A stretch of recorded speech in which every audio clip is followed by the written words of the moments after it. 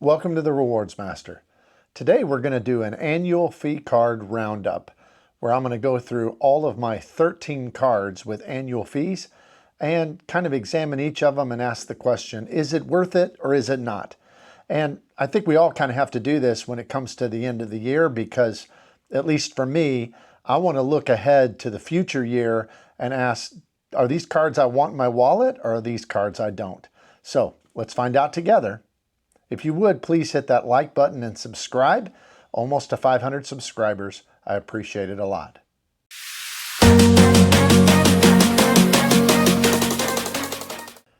As I go through each of these annual fee cards, I'm going to start with the lowest annual fee and work my way up to the biggest annual fee.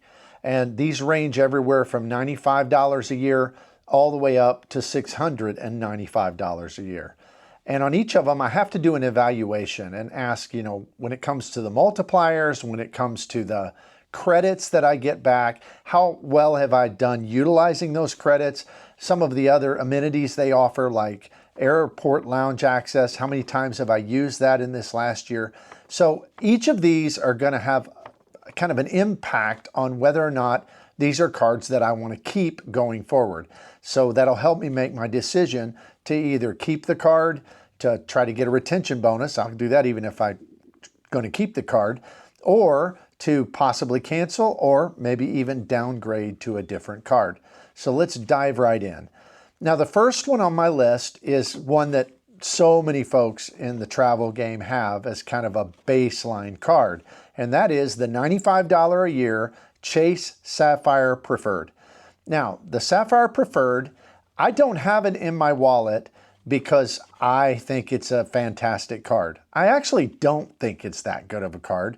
You may disagree. I know it's touted everywhere all over YouTube as the best beginner travel card, but I think that's for a couple reasons. I think it's because, first of all, it is easy to use. Secondly, the Chase ecosystem's really good. I mean, their points are really good.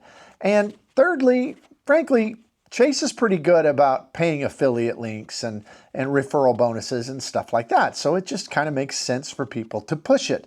But when it comes to the actual card, I don't love the multipliers on this card. You get 3x on dining and you get 2x on some travel and then 1x on everything else. I keep this card for two reasons. I keep it because, first of all, it is a fantastic travel card when you're overseas.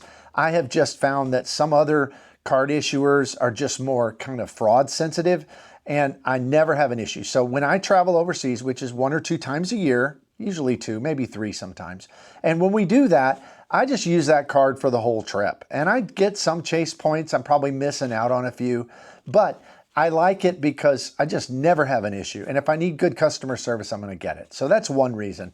But the biggest reason I'm not going to cancel this card is because this card is kind of the gateway to Chase's transfer partners. So I want their transfer partners. I'm going to use their transfer partners. So I'm going to keep this card. It does give a $50 hotel credit. I've used that last year. It was easy to use, just book and it was when I just needed a cheap hotel just to stay for just a few hours as I was driving somewhere. So I got that $50 hotel credit. So that brings it down to an effective $45. That is worth it to me to have access to the full slate of Chase's transfer partners. So the Chase Sapphire Preferred, it is a keeper for next year.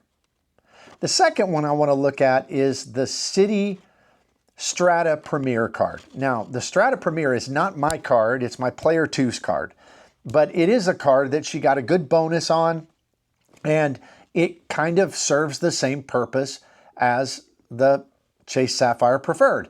It is the gateway to Citi's transfer partners. Now, Citi doesn't have as good a transfer partners, but they have, in my opinion, very good transfer partners if you're going to transfer to airlines to travel, especially to Europe. So we use those. It's not possible to combine our points together unless we want to worry about them expiring very quickly. So we keep this card primarily to keep her points available for transfer partners. She has a custom cache that connects to this card, so we get 5 percent back on a lot of things, and this card ends up being the kind of the powerhouse to make those points valuable. So again, the Citi Strata Premier card is a keeper in our wallet just because we want access to those partners. Now, I will say that does give a $100 statement credit if you book $500 or more through the Chase travel portal, and it gives really good points on that. Oh, I forgot to mention that this card has a lot better multipliers than the Chase card does. It has 3x on dining, 3x on groceries, 3x on gas. However, we don't really use it for any of those things because, well, we have better multipliers on other cards on all of those categories. So this card, like I said, $100 credit if you book a hotel of $500 or more through their portal. You get some kind of elevated point earnings on that. We did that this last year because we had an extra trip in there. And so we got the $100 back. It ended up being free. So if you can use that, it kind of negates the annual fee. But overall, the Citi Strata Premier card, it's going to be a keeper because of its access to the transfer partners for my Player 2. The third one we're going to look at is Chase Hyatt card. Now, the Hyatt card by Chase is kind of your typical hotel card.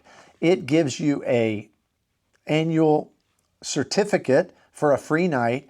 It costs $95 a year, and that free night certificate is worth well more than $95. So, I mean, almost always you can use it for a hotel that's $150, sometimes $200, $250. So this card, we don't really ever use it. It ends up being my wife's card when we're out of the country because, again, it has the Chase protections. Chase is easy about that. So she'll use that as her travel card. But as far as our day in and day out card, we don't really use it. We just keep it because of that free night certificate. So it's going to be a keeper card because of the fact that we use that night every year, and sometimes we find a use for it other than that. The fourth card that we're looking at is the Marriott Bonvoy Boundless card that I have with Chase. Now this card also gives, it's $95 a year, it also gives a free night certificate. The free night certificate is not worth quite as much as the Hyatt one perhaps. You can still get, though, a good value, $150 to $200.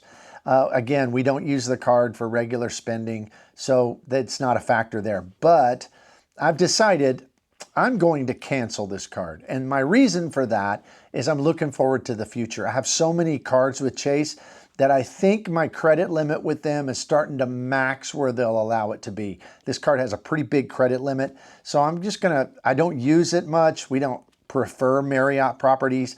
So I think I'm going to cancel this one, kind of shore up my situation for future cards with Chase. So the Marriott Boundless card is going to be a cancel.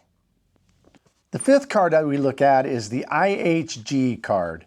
And the IHG Premier card it's my spouse's card.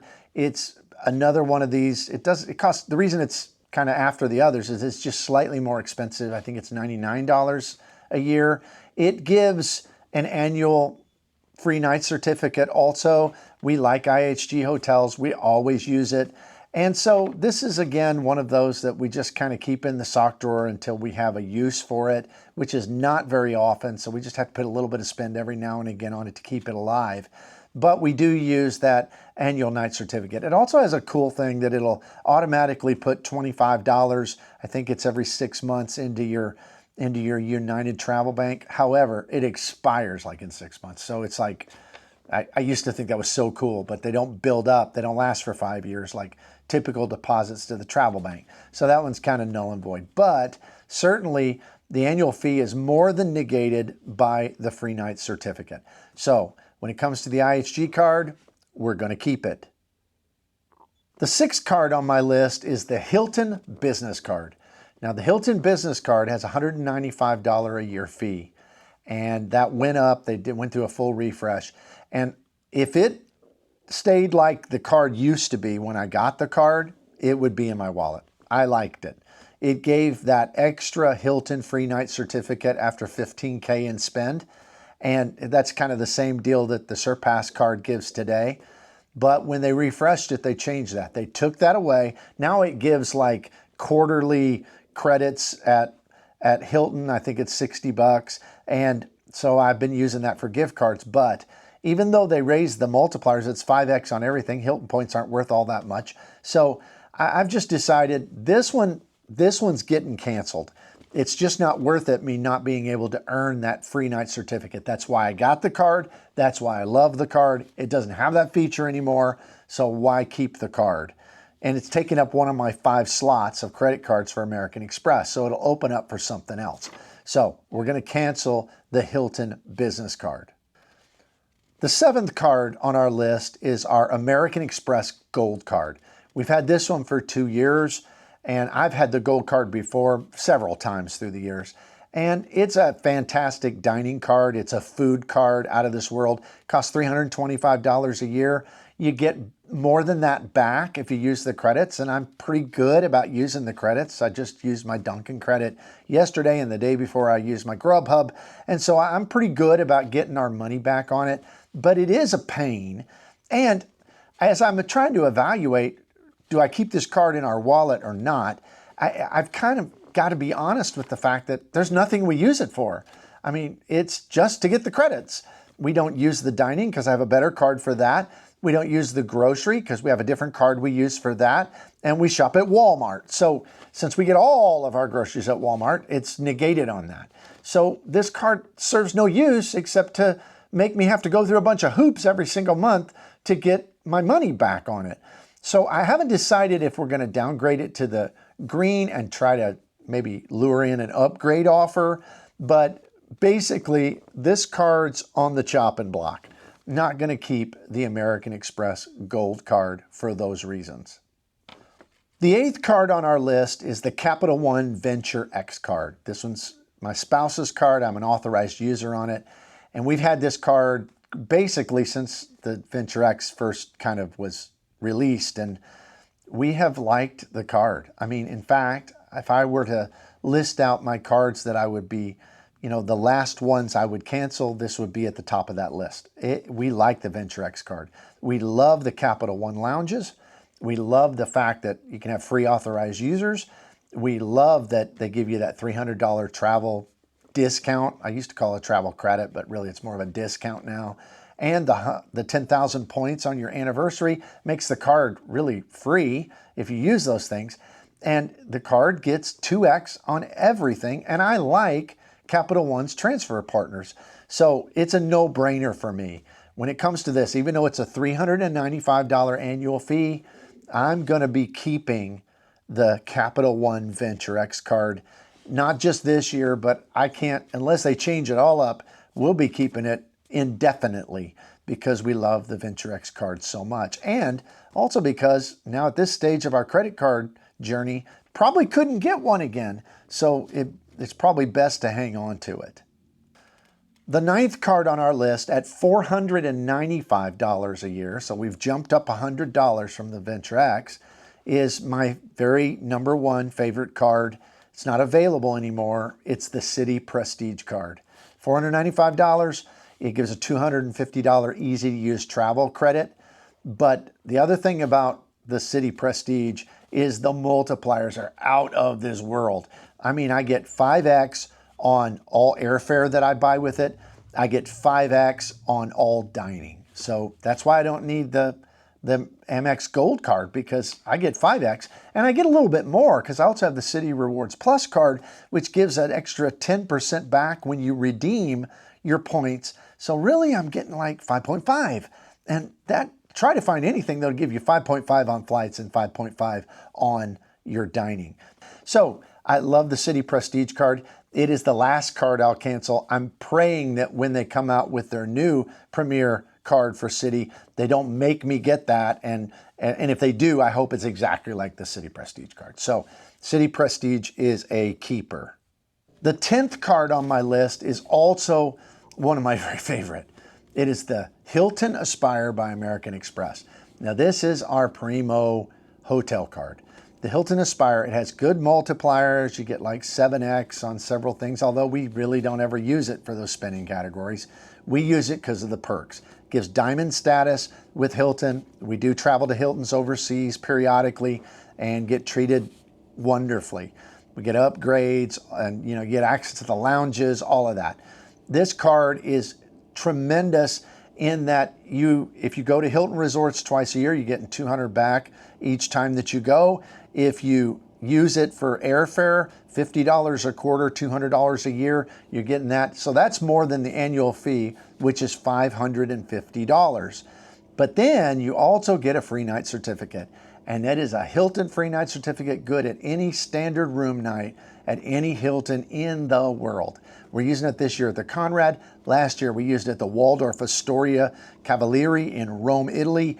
It is a fantastic free night certificate. So I get way more value back. And in my estimation, it's one of the best cards and the last cards I'd ever get rid of. So I say thumbs up, we're keeping the Hilton Aspire. The 11th card on my list is the American Airlines Executive Card by Citi. I'm a frequent flyer with American Airlines. I have Platinum Pro status, and this card helps me keep that status. It is $595 a year, and it does give a few credits. You can get some of that back. It has a kind of a Grubhub type credit. I use that every month, so I get 120 back. It has another credit for Lyft, which is the dumbest thing I've ever heard of, because you got to use Lyft like 3 times in a month to get the $10. So I don't get all of that back every year, but I get a little bit back from it.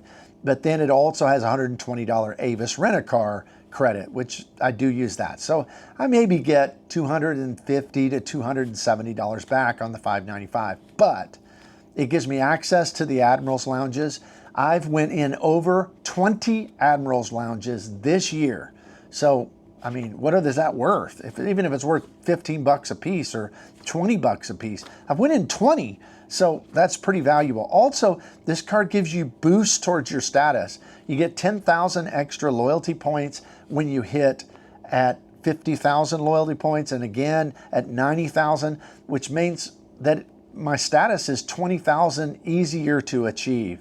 So this card, it also gives 4x back on American flights, and American flights, American miles are valuable. I mean, they are so valuable. So as far as this card goes, it probably wouldn't be, I'd cancel the Prestige as the last one I'd ever cancel. Right at the top of the list, along with VentureX, along with our Hilton Aspire, is going to be the Citi Executive Card. As long as I keep flying with American Airlines, and as long as they keep this card the same, I give it a thumbs up, gonna keep it. The 12th card I look at, and it comes in a whopping $650 a year, is the Delta Reserve. Now this one was hard for me. I have status with Delta, and I have status with American. I like Delta better, but here's just the truth. I like the Delta because there's a Delta club a Sky Club in my airport, and there's not an American club there, an Admirals club. So I can get it on departure. So that's kind of why I pursued Delta status, and I have Platinum status with them. So I have pretty high status, but here's my problem. I like to fly in the front, and on American, having the same status level, I get upgraded about 40 to 50% of the time. I think I got one upgrade out of like 15 flights on Delta. They just don't upgrade you. There's too many elites. And so I'm debating here. What do I try to do? Because I can definitely get a higher status if I stick with one. But I do like that Sky Club when I'm departing. So I think what I've decided I'm going to do is this card is $650. It's worth it if you fly Delta. It's really worth it. You can spend just like on the American card. You can spend and get to status. It makes it easier. It's definitely the best Delta card for spending for status. It doesn't have good multipliers, but you don't have an airline card for that reason. It gives access to the Sky Clubs only 15 times a year, but that's still pretty good. It's a pretty good card overall. And, it gives this Resi credit, and it's just Delta Stays credit, all this stuff. So it's not a financial reason. It's just like I need to hitch my saddle to one horse. And I'm thinking that I'm going to do that with American. And so my decision on this is that I am going to get rid of the Delta Reserve, but I'm not going to just cancel. I'm going to downgrade it to the Delta Platinum card because it still gives me that credit for Resi and it gives a credit for Delta Stays. Basically still pays for itself. It still gives me the annual companion certificate that I love with the Delta Reserve, but it's not quite as expensive. And since I'm not going to pursue status after next year, why would I need the other one? And I get access to the Delta clubs with an American Express Platinum card. So that's kind of where I'm going to go with that. So the Delta Reserve card, it's getting downgraded this next year. The last one on my list, my 13th card, is the big daddy of them all with a $695 annual fee. It is the American Express Business Platinum card. I don't have a personal Platinum card. I'm going to get one because I want the bonus. So this card I got because I thought, man, I'll really love that Dell credits, you know, $200 twice a year. And I used it both times. We got some really nice headphones out of the deal. And had some other credits that seemed pretty good. It had the airline credit. I used that. I found a way to use that $200. But I was really, really burned by the cell phone credit. So you're supposed to get $10 a month. Well, I have AT&T. I don't know why. I guess it's because it was connected to our internet bill for a while, and then we changed it up. But I put my AT&T bill on there like 4 or 5 months in a row. Never got a credit. Tried everything. Even tried to go into AT&T and pay directly. Didn't get a credit. Finally, I just gave up on it. Called them. They didn't have an answer. I don't know what the deal is. So I mean, those Dell credits are nice, but Dell's not carrying as much stuff as they used to. I mean, the benefit of getting 35% back when you book through their portal, that sounds great, but I don't book through portals ever, ever, ever. So it's just like I like to book directly with the airlines and just be able to deal with them straight up. So this card, it's going to get canceled. But what I'm going to do is I'm going to replace it with the personal American Express. Probably the Schwab Platinum, because I really like that 1.1 cent redemption you can do if you want. And now the Platinum by Schwab has an elevated offer. So not sure what I'll do there, but I know that the Business Platinum, it's going on the chopping block. Now what I don't know, am I going to cancel it or am I going to downgrade it to the Business Gold card? Because I thought about some of the categories, 4X on 2 categories where you spend the most, what you choose, and I've got some uses for that. And that card, I don't know, I think I might be able to get a lot of benefit from it, and then maybe I can go down to the Gold, and then maybe they'll offer me a good bonus to go back up to the Platinum at some point. So not sure what I'm going to do there. Probably going to get a personal Platinum, but may cancel it, may downgrade it. I'll have to decide when the time comes. All right, well, that's my roundup of all of my high dollar and low dollar fee cards, all my cards that have an annual fee. Now, that was 13 of my cards. I think I've got 26 or 27 cards, so a lot of no annual fee also. But this is kind of my roundup of those cards, which ones I'm going to keep, why I'm going to keep them, which ones I'm going to cancel or downgrade, and the reasons for it. I'd love to hear what you have. I mean, if you add up all those fees, that's a lot, but if you add up the net, I'm in the positive because I use all of my credits, or for the most part, all of my credits. Let me know what you think. Let me know which ones of those you like, which ones maybe I missed it on, maybe I should cancel, or maybe I should keep. I'd love to hear it from you. Also, if you would, please like and subscribe to the channel. That helps me a lot, and I'll see you here next time.